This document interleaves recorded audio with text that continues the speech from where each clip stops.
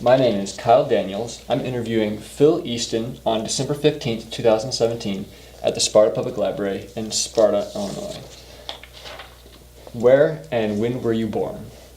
I was born October 6, 1983 in West Frankfort, Illinois. Who are your parents and what are their occupations? My dad is Philip Easton Sr. He's a RN for the VA and he's a Pentecostal pastor. My mom is Brenda Aaron.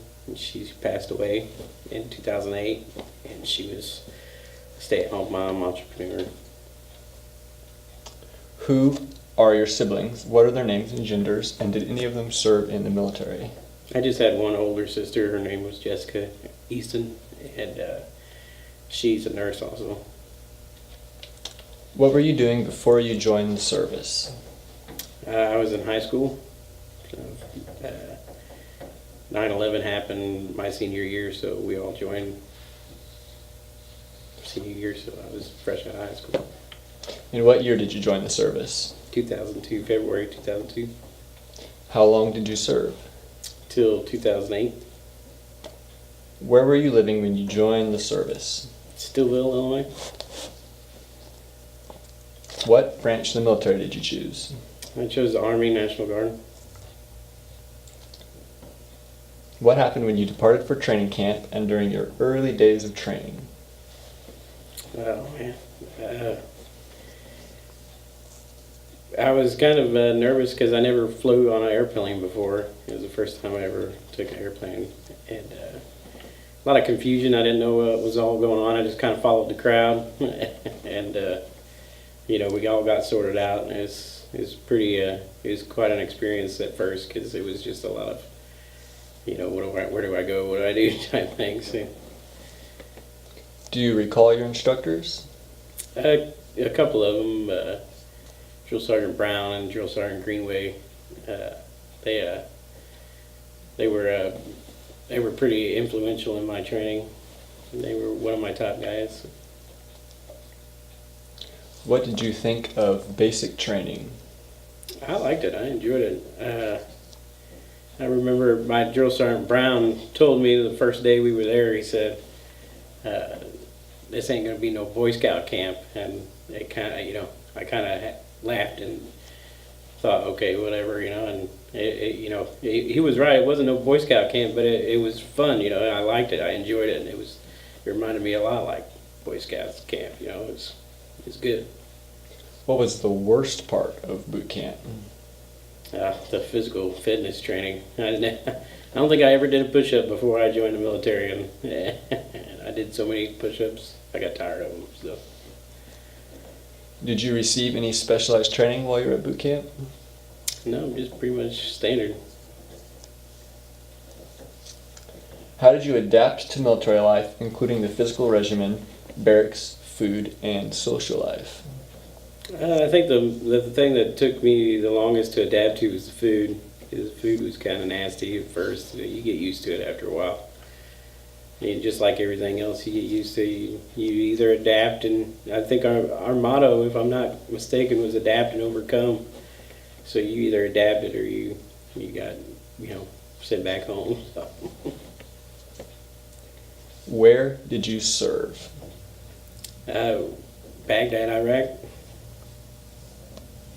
If you served abroad, what are some memories of that experience, and what was your first impression? The first impression of Baghdad? Man. Well, when we landed in Kuwait, we landed, it was like 2 in the morning, and it was 98 degrees. And I thought to myself, it's not too bad, I could get used to it. And the next day we woke up about midday through. We took these buses to our campsite before we rolled into Iraq a couple weeks later, and we got off the bus, and I remember the buses were air conditioned, and before I stepped off the bus, you could see the heat waves in the air. It was so hot, and you had all our gear on, and we stepped off. They told us that our tent's way down at the end, to go all the way down there and shed our gear, and I stepped off that bus, and that heat just hit me so hard and like a ton of bricks, and that was the first thing I remember about being overseas was that intense heat. Ran as fast as I could to that tent and just dropped everything. It's so hot. What kind of friendships did you form while serving, and with whom? Oh, some great friendships. Some people I still talk to even to this day.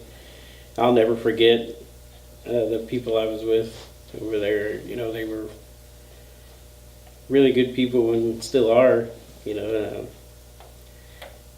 Ian Craig always used to make me laugh. He was so funny. He was always cracking jokes. Same way with Brandon Spradling. They were pretty much my go-to guys. We always were hanging out together and Waylon Smart, and we just had a lot of fun. A lot of memories. We used to say every new place that we would go to, we would smoke a black and mild, and that was our tradition. Every time we went to a new town or a new area, we would always pop open a black and mild and smoke one. How did you stay in touch with family and friends back home? Oh, wow. Mostly letters. My family sends a few care packages here and there, but mostly letters, writing letters back and forth, because we didn't have social media back then, and phone calls were very hard to do because you had to have these phone cards, and you'd only get like 20 minutes at a time on these cards, and they'd go by super fast because making international calls ate up a lot of that time, and you had to be redirected through this offshore company and then to your home, and then the delay was several seconds, so it was really horrible just talking on it. But we managed, and we found other ways to communicate other than telephone calls, because it was the worst. What did you do for recreation or when you were off duty?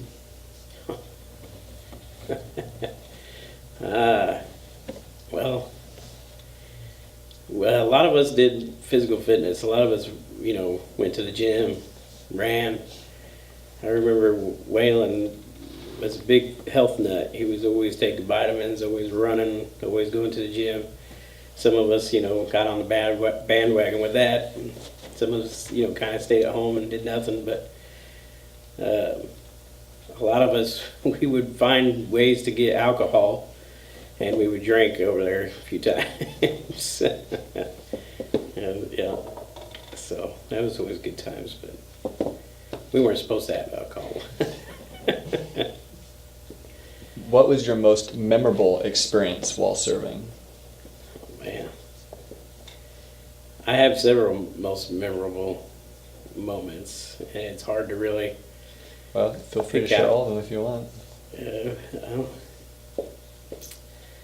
I think the most memorable, something that I'll carry with me forever, is my Master Sergeant, Jack Ware. He was a father figure to me. He was, in my eyes, he was the coolest guy around. He was awesome. He was the go-to guy. He'd solve all the problems.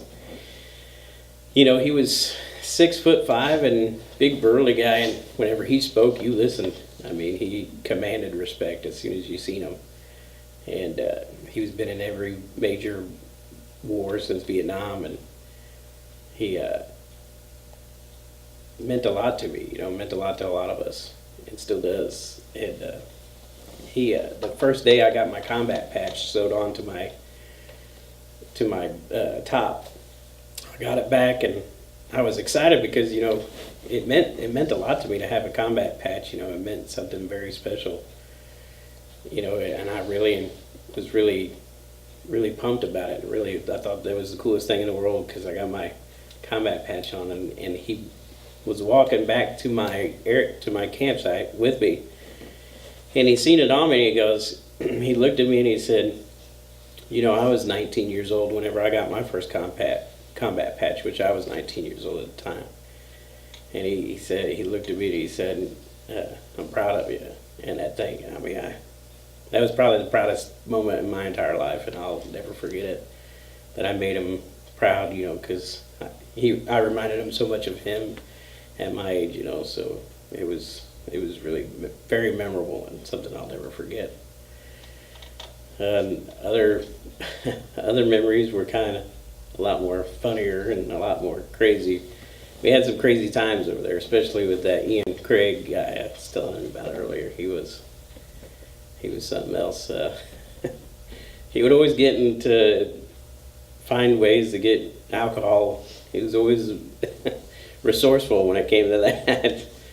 And we lived right down the road from FBI and Civil Affairs and Joint Operations.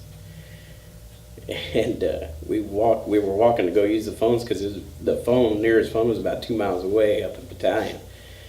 So we were walking and we seen this big party going on and a bunch of lights, a bunch of music going on. So they roped me into going and talking to them because they said that I was the most talkative person there, So they said, you got to get us in this party. So I was like, all right. So I walked up to the guy barbecuing and I said, hey, we're so-and-so from down the road, and they introduced themselves and they were really nice, really very respectful. And they're like, hey, if you want some alcohol, we got coolers of alcohol over there. We got food, help yourselves. So we're, sitting back enjoying the party. And as Ian always does, he gets drunk way super fast. And he comes running through the crowd and he's got the most serious look on his face. And he says, Phil, you'll never guess who's here. And I said, who, man? And he goes, Chuck Norris. Chuck Norris is here. And I said, there's no way Chuck Norris is in Baghdad, Iraq right now. And he goes, I swear, Chuck Norris is here. And I said, well, show me, So he takes me by the hand and he brings me over to the middle of the room, and up on the little platform, there's a bonfire.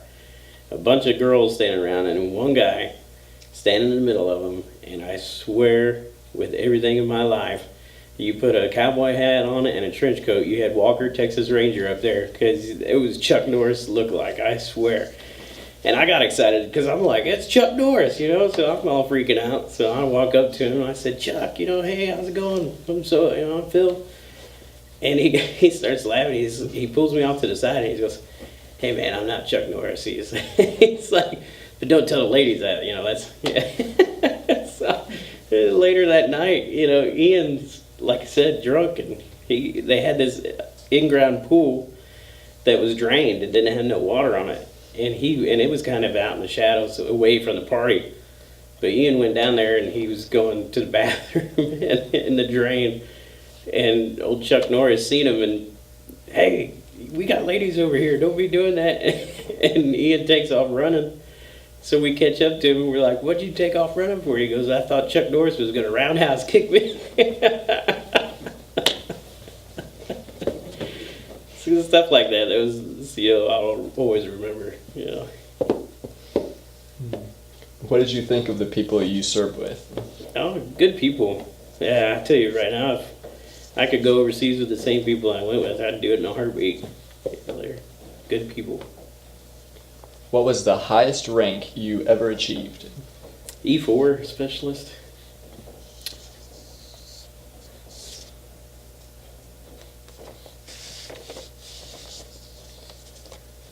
In your branch of the military, what were your duties? I was a light wheel vehicle mechanic.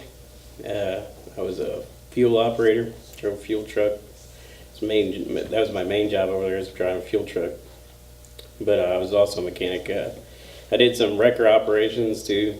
And really, whenever you're over in that capacity, as our master sergeant, he told us all the time, it doesn't matter what our MOS is. If you're needed to kick doors in, then you're going to kick doors in. If you're needed to do this, you're needed to do that. It's just whatever they need you to do, you're going to do it. And it rang true, through the whole 14 months we were there. We did anything and everything they needed us to do. So, what combat did you witness?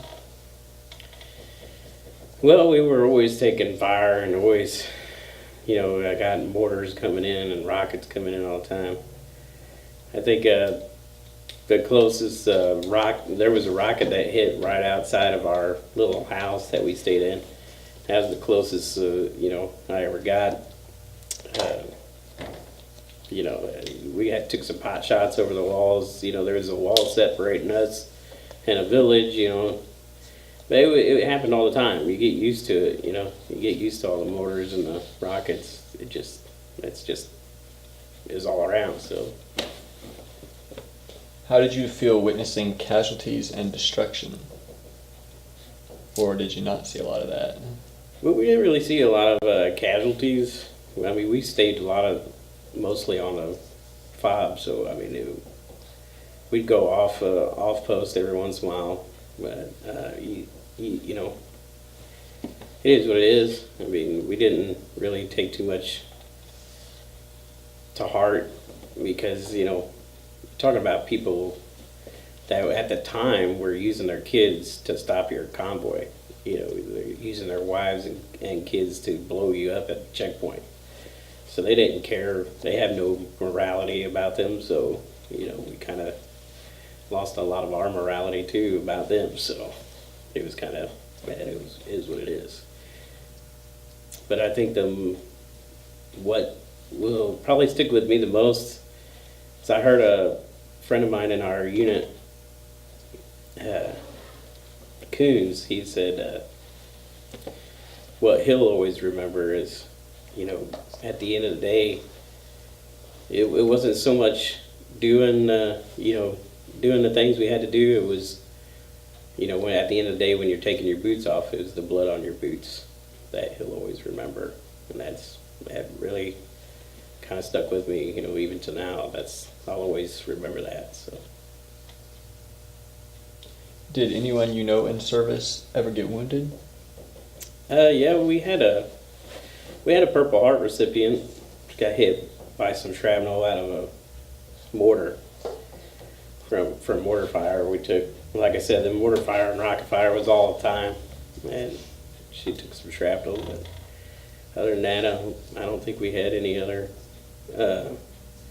injuries or casualties. I know for a fact we didn't have any casualties. So. What were the living conditions like where you were stationed? At first it was just a cot and a tent, and gradually it got better. We got to these little houses that were abandoned, and you just kind of cleaned it up the best you could. And we did a lot of scrounging for a lot of our conformities, with like chairs, couches, rugs, and stuff like that. And eventually, over time, they finally got some beds in for us. I think we got some bunk beds about, 8-9 months into it, so. The worst condition, we'd say, we didn't have running water until like the last couple months we were there. So a lot of it was for the first few months, we had 5-gallon buckets of water you had to dump over top of you to take a shower. Other times, about a couple months into it, we had some contractors build us a gravity-fed water system so to take a shower. So it got better as the months went by.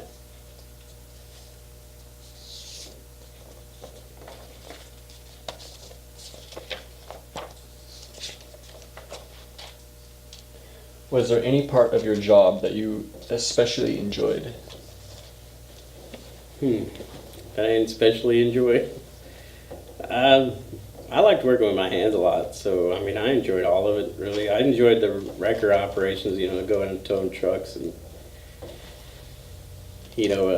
just hanging out with the guys, working this. The camaraderie that we had was we were all very close, so I think that's what I enjoyed the most, is just hanging out with your buddies all day, working on vehicles and stuff like that. That's pretty much what we enjoyed. So. What was your most exhausting experience? Sandbagging. So we had to fill sandbags forever in a day, and it seemed like we were always filling sandbags. I didn't enjoy that too much, but you had to do what you had to do. What was the most impressive place you saw? Wow. Saddam's Palace. had to be top, along with the Euphrates and the Tigris rivers. It was pretty neat to kind of see those, and Saddam's palace was really cool. A lot of, I sat in his throne chair, and I've seen all the paintings, the beautiful paintings in his common area, and on the ceiling I think had a painting of the four horsemen, and this painting of rockets on the wall and stuff. It was really cool to see, but kind of told you a lot about who he was, as far as the decoration is concerned, I guess. So. Did you have any contact with civilians, and how did they treat you? We had a lot of contact with civilians.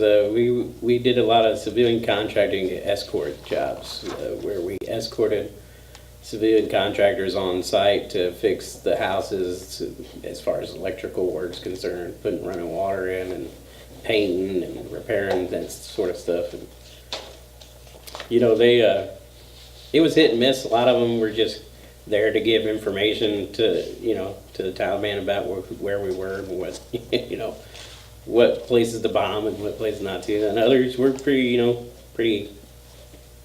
cool about it and respected our jobs as we're just here to help them out. And, they're all right. Their food was kind of unique. They would always share their food, always willing to be like, here, eat. It was, they had some pretty good stuff, but. Did you ever meet any POWs? No, but I was a fuel truck operator. So the where they kept all the POWs, the prison camp, was right across the street from where we had to go fuel our truck up. So we were always passing by there. And I distinctly remember we were there about 6 months into it. We were there when they caught Saddam. And I remember we were going to chow that night, and the road was blocked off. And we asked the guy who had the road blocked off what's going on, and he come up and he told us, hey, we caught Saddam, so they're bringing him through here to the POW camp up the road. And we're like, well, cool, which truck he's in? And, oh yeah, I know which truck he's in. Can you point him out? He said, sure. So they drove by, and we're at the stop sign. And then they drove by right in front of us, and it was like blacked out SUV, Humvee, blacked out SUV, so on and so forth. And a little bit down the way, he just pointed at a Humvee, and, oh, there he is right there. He was like, hey, Saddam, And that's about as close as I ever got. What was your most frightening experience? Most frightening experience. I had about two of them, I'd say, that were really frightening. The first kind of one where you didn't know what to expect was when we crossed the border from Kuwait into Iraq. Because the buildup was so, you built up, and they were always talking about IEDs, people running out in front of your convoys.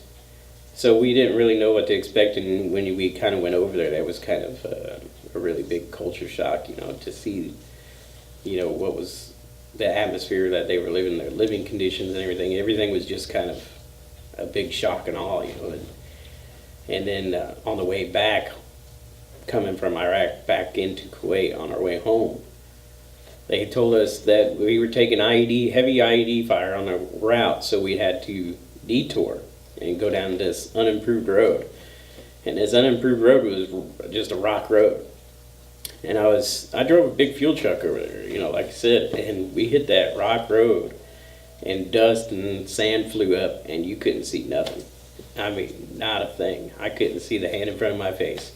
It was so thick, and you just drove miles and miles. I think it was like 50 miles we had to drive down this road, where you couldn't see nothing.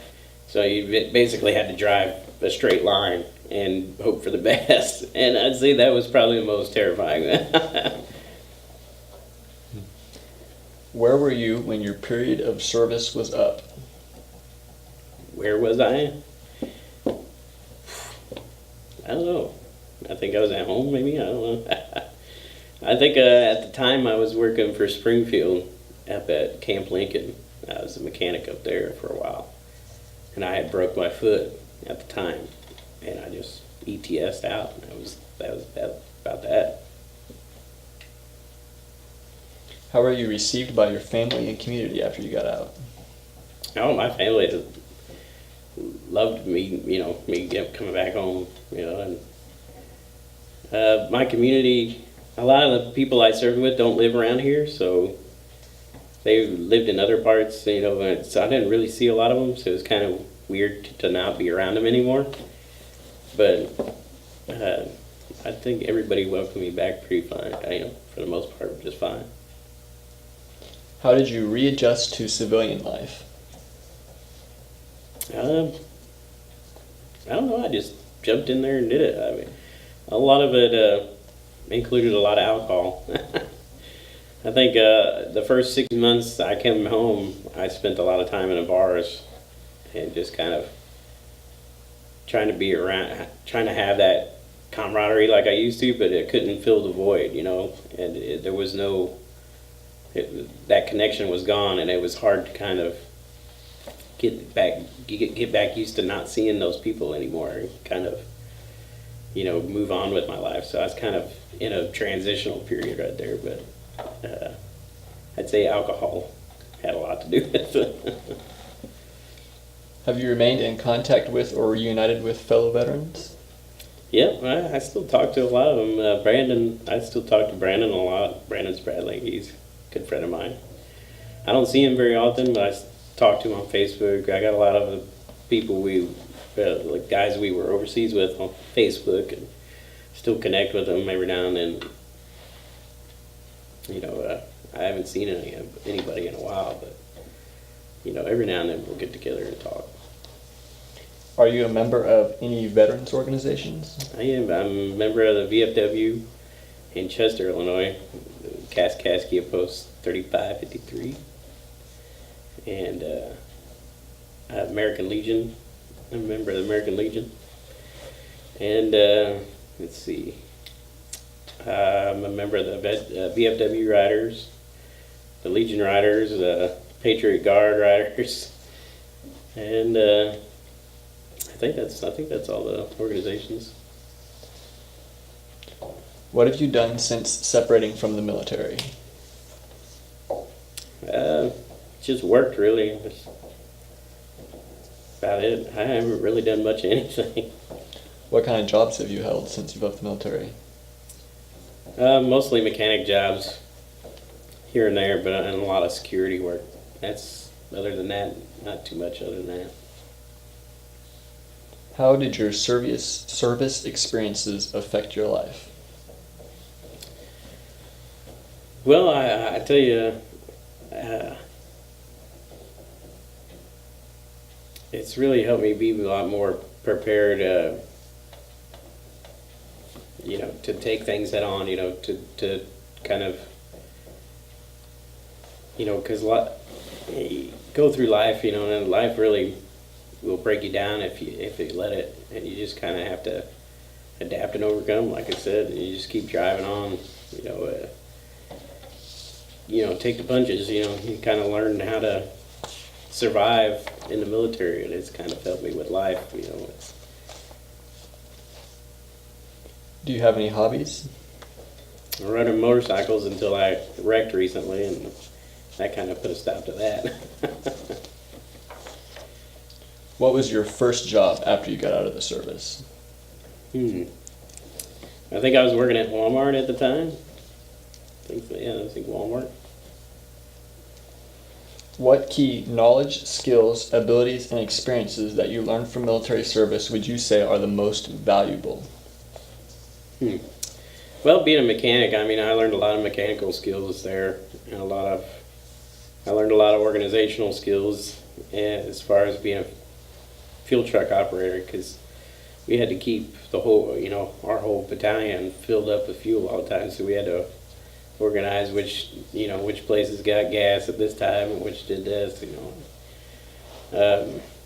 I'd say being a key listener, listening to everything, being aware of your surroundings has really helped out a lot. Stuff like that. How has your military service impacted your feelings about war and the military in general? Oh, I think the military is great. I think everybody should join. It's really opened up a lot of doors for me. I think post-war is a lot better because there's a lot more organizations out there to help out, and a lot more things to do, a lot more. It's like a whole different community, and it's just they really help out. The VA helps out a lot with school and education and stuff like that. So I mean, it's just it's a great process from start to finish. Even now, it's just been very rewarding. I loved every minute of it. What message would you like to leave for future generations who will view this interview? Future generations. If you want to join the military, I say do it. It's been the best experience ever. I made some great friends, some people I still consider brothers and sisters. I've learned a lot. I've had so many memories that I'll carry with me until the day I die, and I think it's so worth it. Everything about it's worth it. So just do it. Is there anything you feel like we haven't discussed or should be added to this interview? I don't think so. I think we about covered the gist of it, I guess. All right, well, this concludes our interview. Thank you for taking part in this interview, and thank you for your service. Oh, thank you.